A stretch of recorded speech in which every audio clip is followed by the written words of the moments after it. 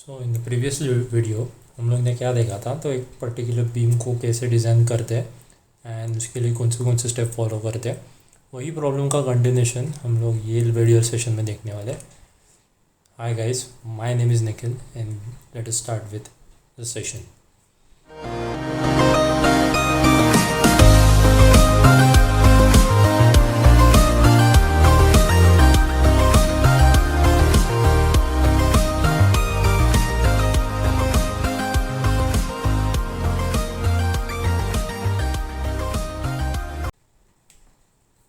सो वही प्रॉब्लम का कंटिन्यूशन में देखो, सबसे इम्पोर्टेंट जो नेक्स्ट पार्ट है दैट इज़ द चेक्स। ठीक है, तो चेक में सबसे पहला जो रहेगा that is a web buckling. ठीक है, ये वेब बकलिंग का जो पर्टिकुलर फंडा है ना, ये क्या है, कैसे है, इसका पहले एक्सप्लेनेशन देखते हैं। ठीक है, तो देखो अपना जो पर्टिकुलर आई सेक्शन रहता है उसमें will be having buckling and crippling. ठीक है, अभी बकलिंग क्या है, क्रिपलिंग क्या है, इसके लिए ज़रा डायग्राम को हम लोग ज़रा देखते हैं। लेट अस से कि एक नॉर्मल आई सेक्शन है। ठीक है, अभी ये जो आई सेक्शन के ऊपर, ठीक है, ऊपर से जब लोडिंग आएगा ये आई सेक्शन पे, that might be a point load, that might be a UDL, कैसे भी हो सकता है, पॉइंट लोड वगैरह कुछ भी आ सकता है ऊपर से। ठीक है, इस सेक्शन पे जब लोड आता है, लोड की वजह से ना ये जो आपका वेब है ना, it will tries to bend. ठीक है, ये बेंड हो जाता है। अभी बेंड होने की वजह से क्या होगा, ये जो पर्टिकुलर ओरिजिनल सेक्शन था इसका जो हाइट था इधर से लेके इधर तक का, बट ऑफ दिस है वो कम हो जाएगा।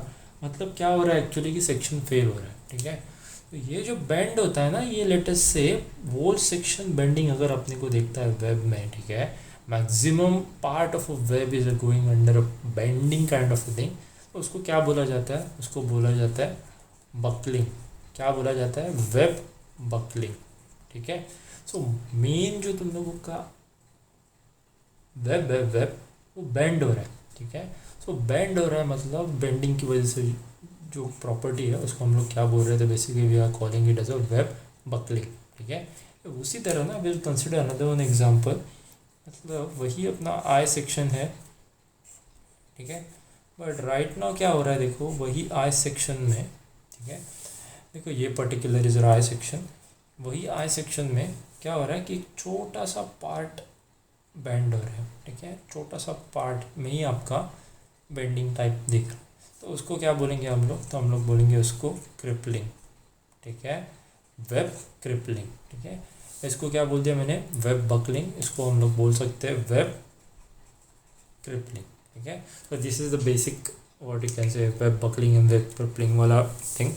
Let's go for the next part. तो देखो वेब बकलिंग को डिटरमाइन करने के लिए IS 800 में, ठीक है, ये जो अपना स्टिफनेस रहता है और एक कैन से प्लेट गर्डर्स रहते हैं, उसमें भी सबसे ज़्यादा इंपॉर्टेंट यही पार्ट रहता है। सो देखो इसके लिए वेब बकलिंग के लिए IS 800 में क्लॉज नंबर 8.7.3.1 में पेज नंबर 67 पे ये पर्टिकुलर फॉर्मूला दिया हुआ है। ठीक है, क्या बोल रहा है, देखो FCDW it is been given by B1 + L1 × TW × FCD। ठीक है, अभी B1 + N1 + TW × FCD ये क्या है, कैसे है, किधर से है फॉर्मूला, या फिर ये टर्म्स कौन से है। I think so we are familiar with this part, that is TW क्या है, थिकनेस ऑफ वेब। FCD क्या रहता है, तो it is allowable compressive stress. ठीक है, अभी बेंड कौन होने वाला है या फिर बकलिंग किसके अंडर होने वाला है, so buckling will be for your particular web. ठीक है, वेब का बकलिंग हो रहा है। ठीक है, सो वेब के बकलिंग के लिए I have to consider FCD of a web. ठीक है, जैसे मैंने थिकनेस ऑफ वेब को कंसीडर किया, वैसे ही मुझे अलाउेबल कंप्रेसिव स्ट्रेसेस कितने हैं मेरे वेब में वो भी डिटरमाइन करने रहते हैं। ठीक है, तो देखो कंप्रेसिव स्ट्रेसेस डिटरमाइन करने के लिए we have to adopt a methodology. क्या रहता है वो पर्टिकुलर मेथोडोलॉजी, तो हम लोग रेफ़र करते हैं IS कोड के पेज नंबर 41-42। ठीक है, as per my particular section that is मेरा बकलिंग क्लास कौन सा है, उसके हिसाब से मैं FCD डिटरमाइन करता हूँ। वो जो FCD वैल्यू वो ये किसके ऊपर डिपेंड करता है, तो वो डिपेंड करता है slenderness ratio. Slenderness ratio will be given bye K/KL/R minimum. KL रहता है इफेक्टिव लेंथ, R मिनिमम मतलब least radius of gyration. Least radius of gyration क्या रहेगा, इट इज़ √I/। तो इन सब टर्म्स को हम लोग 1 by 1 फाइंड आउट करेंगे। ठीक है, तो देखो late us start with the effective length. तो इफेक्टिव लेंथ को हम लोग इधर मेंशन कर दिया, that is L E. L E मतलब स्लेंडरनेस रेशियो में हम लोग जो के इंटू एल को मेंशन कर रहे हैं वही एल ई है, ठीक है। एल ई क्या रहता है in laterally supported beam, it will be considered as if equals to 0.7 times of a d। d मतलब आपका जो डेप्थ है उसके बारे में बात कर रहा हूँ, that is also you can say it like equals to h1, ठीक है। सो d will be in other words will be given by total depth minus 2 times of a tf plus r1, ठीक है। 2 times of a tf plus r1, ठीक है। ये क्या है, कैसे है, ज़रा एक बार डायग्राम देख लेते हैं हम लोग उसके लिए भी। देखो जो आपका डी रहता है ना, स्मॉल डी, जैसे मैंने आपको दिखाया था पेज नंबर 19 पे इसका डायग्राम दिया हुआ था। देखो इधर जो कर्वेचर रहेगा, रोड सेक्शन का इधर जो कर्वेचर रहेगा उसको रूट रेडियस बोला जाता है, ठीक है। तो इसको बोल दिया लेटस से R1 एंड इसको बोल दिया लेटस से TF। तो सिमिलरली इधर भी, ठीक है, एंड इधर भी we have little bit curved shape, ठीक है। ये पॉइंट से ये पॉइंट तक का जो डेप्थ है उसको हम लोग बोल देते हैं स्मॉल डी, ठीक है।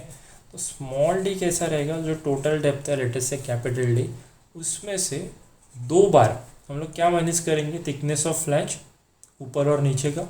सो इसको 2 times of thickness of flange plus 2 times ये जो रेडियस रहता है कर्वेचर, ये भी माइनस कर देंगे। So 2 times of R1 also, इसीलिए it is capital D minus 2 times of TF plus R1। But अगर मुझे वो पर्टिकुलर चीज़ नहीं करना है, if I want to just determine the value of a small D, you can refer your steel table and you can take it is actually equals to what you can say H1 only, ठीक है। Approximately वो value H1 ही रहता है, ठीक है। सो H1 जैसे मैंने आपको दिखाया था स्टील टेबल में, H1 और D में क्या रिलेशन है। So we are considering that value. So H1 कितना है, जैसे हम लोग ने देखा था 430.2, ठीक है। So T which is equals to H1 which is 430.2। L E कितना रहेगा, it is 0.7 times of 430.2 which is 301.14। इसके आगे चलते हैं, will determine the R minimum. R minimum मतलब रेडियस ऑफ गायरेशन, ठीक है। Radius of gyration will be given by it is I divided by A, ठीक है। आई डिवाइडेड बाय ए मतलब वेब का मुझे आई निकालना है, आई वेब का रहेगा it is B into T cube, ठीक है। B into T cube divided by 12, okay, divided by area of a web that is B into T W, ठीक है। सो देखो क्या होता है, ये फॉर्मूला में जब मैं सब्स्टिट्यूट करता हूँ इसका वैल्यू, ठीक है, बी और एक कैन से बी को हम लोग डी भी बोल सकते हैं, in other words capital D. तो ये जो वेब है ना अपना, जो अभी मैं शेड कर रहा हूँ, वो जो वेब है इसका मोमेंट ऑफ इनर्शिया निकाला मैंने, ठीक है। इसका जो मोमेंट ऑफ इनर्शिया है which is given by B into T cube. So B मतलब आपको क्वेश्चन आया रहेगा sir what is B, you can consider this particular part as if a P, ठीक है। ये जो टोटल हाइट है उसको आप बी बोल सकते हो, और you can say it like capital D also. So capital D into T cube और small B into T cube divided by 12 divided by B into T, that is the area. So इनको substitute करने के बाद देखो अपने को जो formula आता है that is T W by root 12, ठीक है, सिंप्लीफाई करने के बाद। सो आगे चलते हैं, टी डब्ल्यू कितना है, so it is 9.2 divided by root 12 which is 2.65। R minimum कितना आया 2.65, ये रहेगा इन टर्म्स ऑफ mm, ठीक है। ये जैसे वैल्यू कंप्लीट हो जाता है, हम लोग आगे चलते हैं, K L by R minimum मतलब स्लेंडरनेस रेशियो में जाते हैं and will substitute those values over here. Slenderness ratio में मैंने जाके सब्स्टिट्यूट कर दिया, देखो K L by R minimum में एल ई का value by R minimum 301.14 divided by 2.65, ये कितना आया, सो इट इज़ 113.38, ठीक है।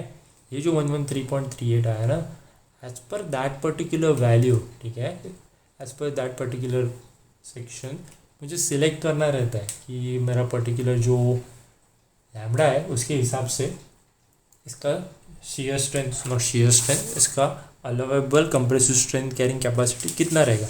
इसके लिए क्या करेंगे हम लोग, go with our IS 800।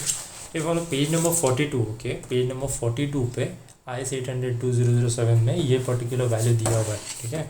I show you how this particular values are. Page number 42 को हम लोग रेफर करते हैं।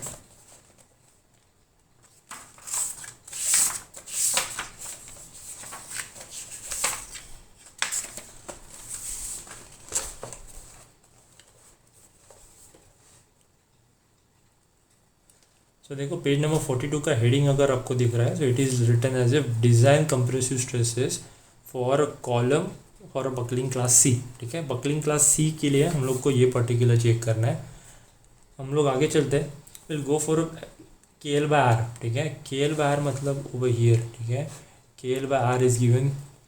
ये जो के एल बाय आर में देखो अपना जो डिफरेंट वैल्यूज़ है, ठीक है, वो कौन सा वैल्यू है। तो देखो मुझे कौन सा देखना है, मुझे इंटरपोलेशन के लिए देखना है value that is equals to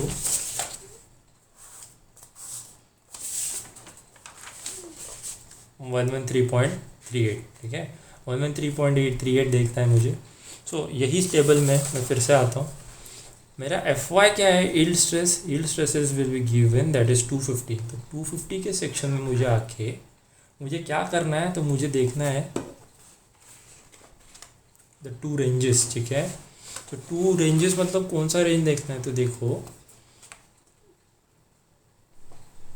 मेरा 110, ठीक है, एंड 120, इसके लिए एफ ई 250 में देखो वी हैव 94.6।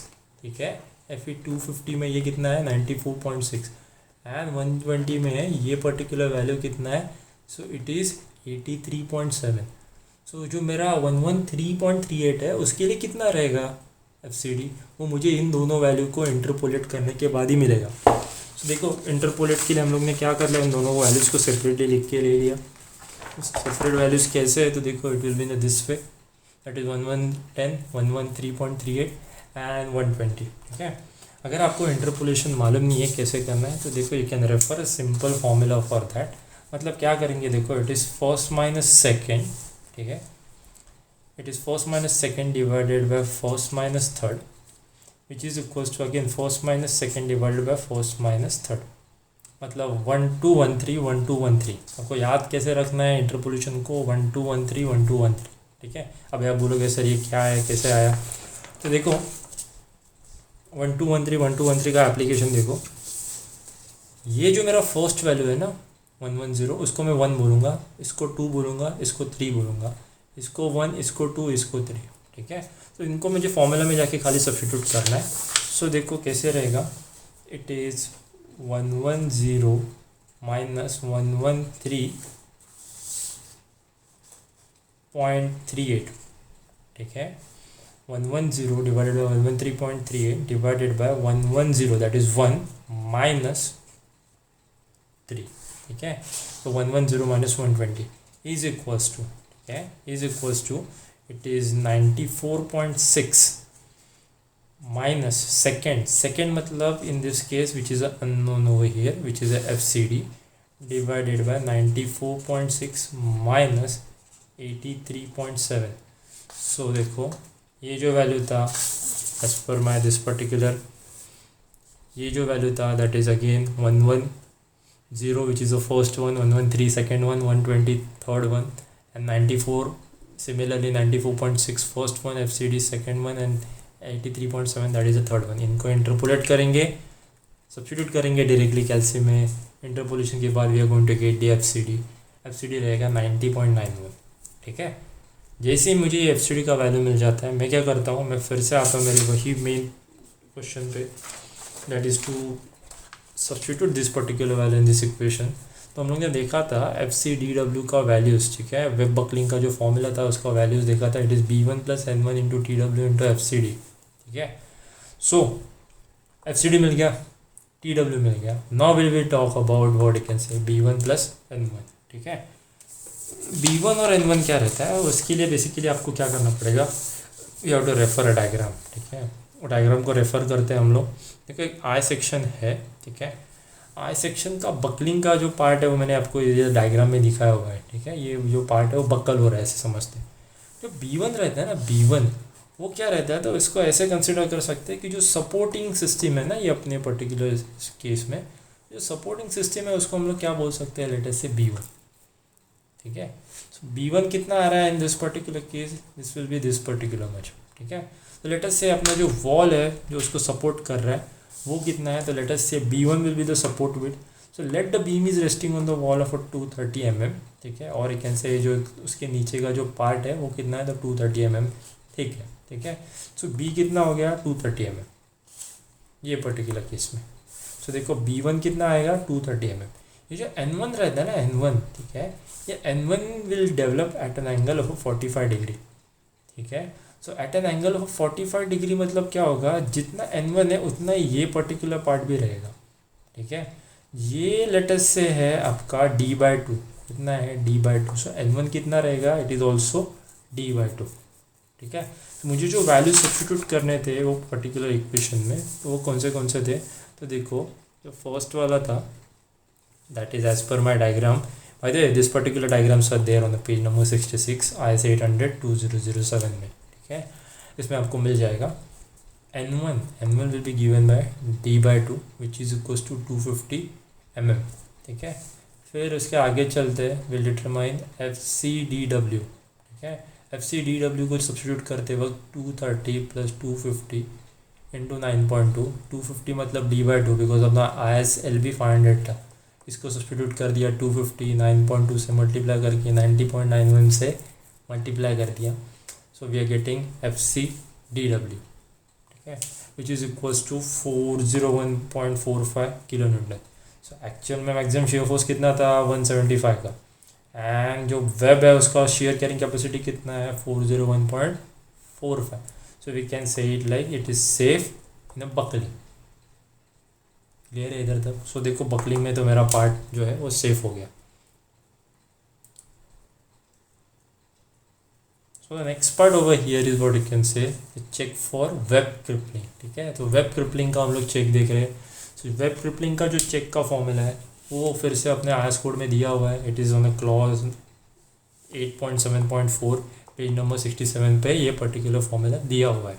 सो देखो FW क्या रहेगा, it is B1 + N2 × TW × FY divided by gamma M0। B1 + N2 × TW × FY divided by gamma M0 में हम लोग जाके वैल्यू सब्स्टिट्यूट करेंगे, ठीक है। तो देखो वेब क्रिपलिंग मतलब दिख रहा है आपको एक छोटा सा जो वेब का पार्ट है, जो टोटल वेब है उसमें से एक छोटा सा बॉटम वाला जो पार्ट है वो क्या हो रहा है, क्रिपल हो रहा है। सो देखो ये क्या करते हैं हम लोग, तो इसमें B1 क्या है, जैसे प्रीवियस केस में देखा था हम लोग ने, B1 है it is a support width, ठीक है। एंड जो N2 रहता है ना उसके रिलेटेड जो डायग्राम है वो दिया हुआ है पेज नंबर 67 पे। और जो N2 रहता है, ठीक है, वो N2 का जो जनरेशन है दैट इज़ अ शीयर जो जनरेट होता है, you can say it is generated at an angle of a slope of, ठीक है, it is 1:2.5, ठीक है।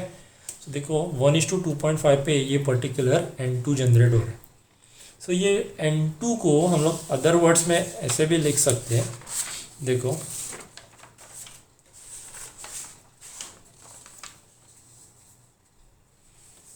सो N2 को हम लोग अगर अदर वर्ड्स में अगर लिखना चाहते हैं, देखो ये डायग्राम को ज़रा रेफर करते हैं। ये आपका जो N2 है ना, इसका ये जो पर्टिकुलर राइट एंगल ट्रायंगल का ये जो हाइपोटेन्यूस है, ठीक है, वो कितने इसके ऊपर स्लोप के ऊपर जनरेट हो रहा है। सो इट इज़ 1:2.5 है। So we can write it down N2, and ये जो हाइट है उसको हम लोग बोल सकते हैं S2, ठीक है। ये S2 किधर से आया, तो basically S2 will be there in your particular steel table. फिर से उसके हम लोग क्या करेंगे, स्टील टेबल में will refer this particular diagram, and देखो आपको इधर S2 दिखता रहेगा। सो S2 मतलब ये जो हाइट है उसको हम लोग S2 बोलते हैं, ठीक है। So N2 will be considered as if 2.5 times of your S2, ठीक है। सो देखो N2 कितना कंसिडर कर रहे हैं हम लोग, 2.5 टाइम्स ऑफ S2, ठीक है।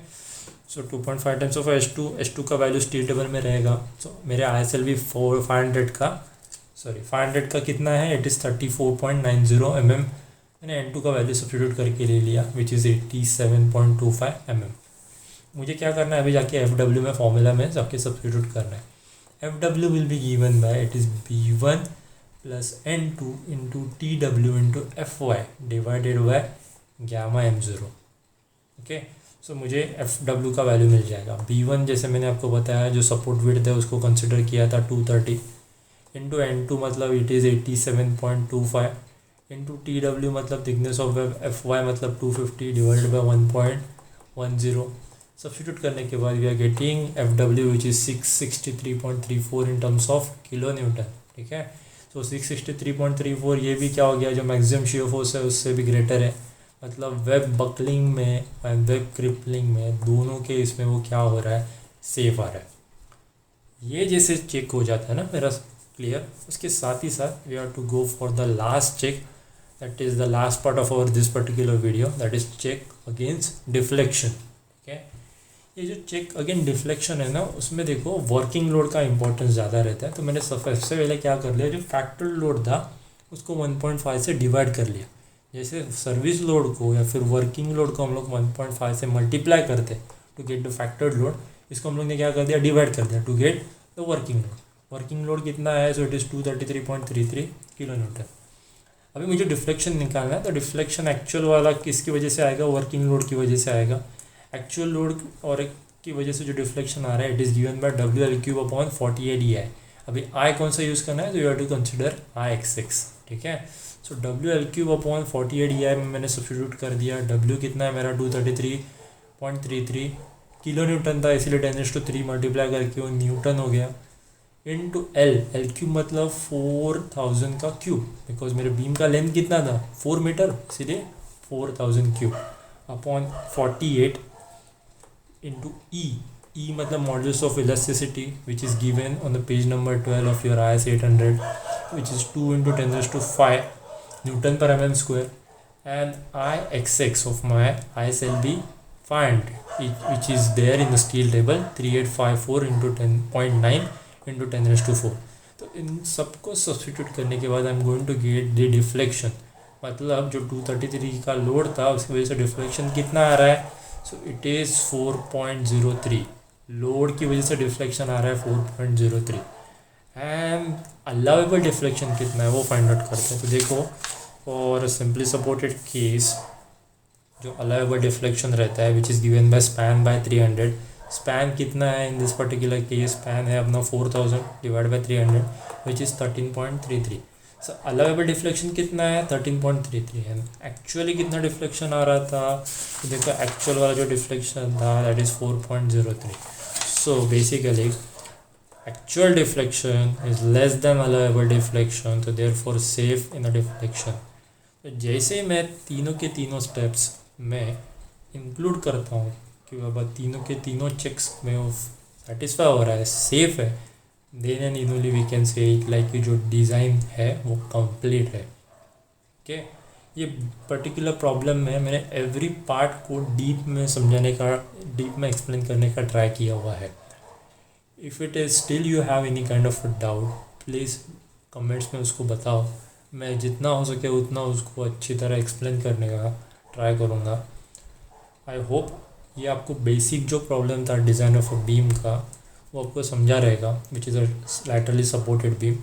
If you have any doubts regarding this particular section, so please let me know in the comment. In the next session we are going for a little advanced version. Thank you so much for watching. Have a great day.